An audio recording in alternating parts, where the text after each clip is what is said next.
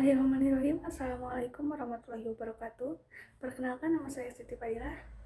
Saya merupakan mahasiswi Universitas Muhammadiyah Tasikmalaya, jurusan Pendidikan Guru Sekolah Dasar semester 2. Di sini saya akan menjelaskan topik mengenai manusia dengan nilai, moral, dan akhlak. Kasus yang nyata yang saya angkat yaitu pembunuhan. Pembunuhan adalah suatu tindakan untuk menghilangkan nyawa seseorang dengan cara yang melanggar hukum maupun yang tidak melawan hukum. Pembunuhan dapat dilakukan dengan berbagai cara. Yang paling umum adalah dengan menggunakan senjata tajam atau senjata api. Pembunuhan dapat juga dilakukan dengan menggunakan bahan peledak seperti bom. Ada beberapa faktor yang menyebabkan seseorang melakukan pembunuhan. Yang pertama yaitu lingkungan yang buruk. Lingkungan yang buruk. Tahukah kalian kalau ini adalah salah satu penyebabnya? Jadi motif pembunuhan dilakukannya seseorang bisa jadi karena faktor lingkungan, baik lingkungan keluarga, lingkungan sosial, maupun lingkungan pertemanan atau pergaulan. Dengan lingkungan yang buruk ini bisa membuat kita terpengaruh menjadi pribadi yang buruk juga. Yang kedua yaitu himpitan ekonomi. Yang selanjutnya adalah himpitan ekonomi.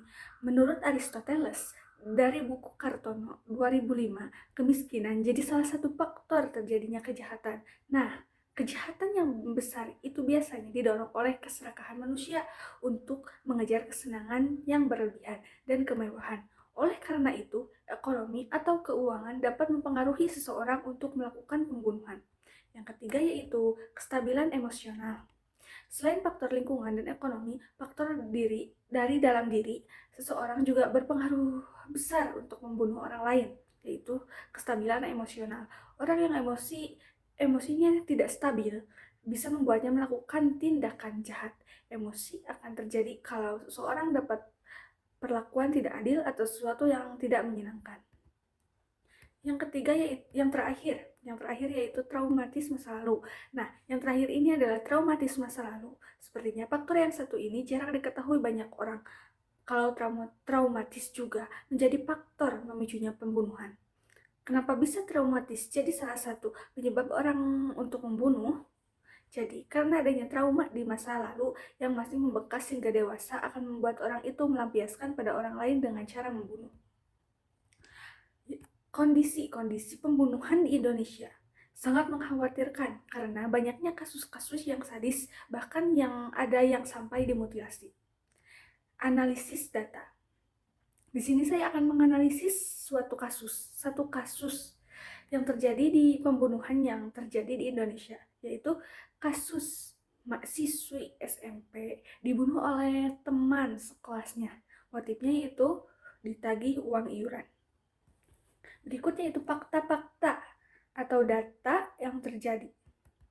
Yang pertama yaitu korban sempat hilang 1 bulan. Korban sempat dilaporkan hilang sejak 15 Mei 2023. Siswi kelas 3 SMP itu pamit ke ibunya melihat pasar malam.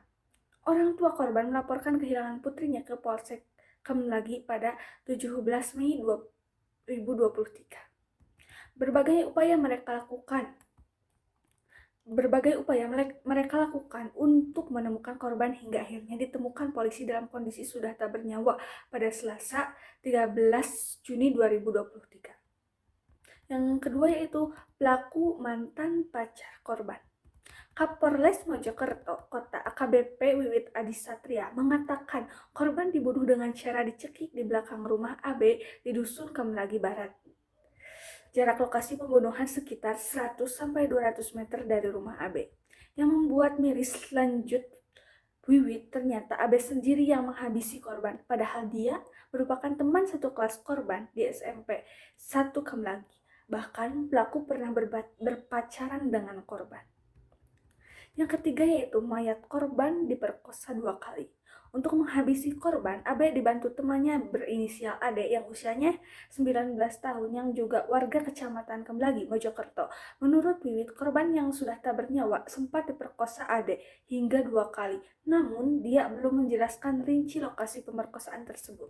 Informasi yang kami dapatkan, Pelaku dewasa Ade sempat melakukan persetubuhan informasi sementara 2 kali, tapi masih kami dalami. Ketika disetubuhi, korban kemungkinan besar sudah meninggal. Yang keempat yaitu motif pembunuhan karena uang kas. Motif pembunuhan siswi SMP di Mojokerto ini karena pelaku dendam kepada korban. Wiwit mengatakan korban merupakan bendahara di kelas tersebut dan bertugas memungut iuran dari teman-teman satu kelasnya sebesar 5.000 per minggu. Sebelum pembunuhan terjadi, AB menunggak iuran kelas sekitar 2 bulan atau 40.000. Yang kelima yaitu motor dan ponsel korban dibawa lari. AB lantas meminta bantuan temannya berinisial AD untuk membunuh korban pada 15 Mei 2023. Selain membunuh korban, kedua pemuda warga Kecamatan Kamalagi, Mojokerto itu juga membawa lari ponsel dan sepeda motor korban. Yang keenam yaitu kasus terungkap dari ponsel korban. Pengungkapan kasus pembunuhan siswa SMP di Mojokerto ini bermula ketika polisi melacak ponsel milik korban. Hasilnya ponsel korban sudah menjadi milik seorang warga. Setelah dimintai keterangan, pengguna ponsel korban itu mengaku membelinya di sebuah toko ponsel. Berdasarkan keterangan dari toko ponsel tersebut, polisi berhasil mengidentifikasi pelaku AB yang ternyata teman satu kelas korban di SMP asal desa Kemlagi itu. Diringkus pada Senin 12 Juni 2023 sore. AB menjual ponsel korban di toko tersebut dengan harga 1 juta. Hasilnya dia bagi dengan temannya yang berinisial AD yang membantunya membunuh korban. AD yang juga warga Kecamatan Kemlagi ditangkap di hari yang sama. Kepada polisi, kedua pelaku mengaku telah membunuh korban. Mereka juga menunjukkan tempat membuang mayat korban. Tidak hanya itu, polisi juga berhasil menemukan sepeda motor korban di rumah AB. Namun, dalam kondisi sudah dipreteli pelaku. Yang terakhir yaitu pelaku terancam penjara seumur hidup. Atas aksi pembunuhan siswa SMP di Mojokerto berinisial AE itu, kedua pelaku yakni AB dan AD ditahan. Keduanya kini harus mendekam di rutan Polres Mojokerto Kota. Opini. Di Indonesia sendiri, kasus pembunuhan yang paling sering terjadi yaitu pembunuhan yang bersifat bermotif sakit hati. Selain itu, pembunuhan juga dapat karena motif kecemburuan, dendam, dan lain sebagainya. Orang yang telah melakukan pembunuhan tersebut akan dipidana paling lama 15 tahun penjara, tetapi banyak dari pihak keluarga yang merasa terkadang pidana tersebut masih kurang atau jika perlu sampai dihukum mati. Sekarang yaitu teori kriminologi. Kasus pembunuhan termasuk ke dalam teori kasus kriminologi karena kriminologi sebagai suatu ilmu yang berdiri sendiri di samping hukum pidana, maka mempunyai definisi tersendiri tentang apa yang disebut kejahatan. Kejahatan menurut kriminologi adalah tindakan manusia dalam pertentangannya dalam berbagai norma yang ditentukan oleh masyarakat di tengah manusia itu hidup. Yang terakhir itu solusi. Di sini saya akan menerangkan solusi untuk mencegah terjadinya pembunuhan. Yang pertama yaitu memiliki keimanan yang cukup kuat. Dengan mempunyai tingkat keimanan yang kuat, maka tentu saja Anda bisa mendekatkan diri kepada Sang Pencipta dan bisa menahan emosi ketika hati dan pikiran sedang kacau.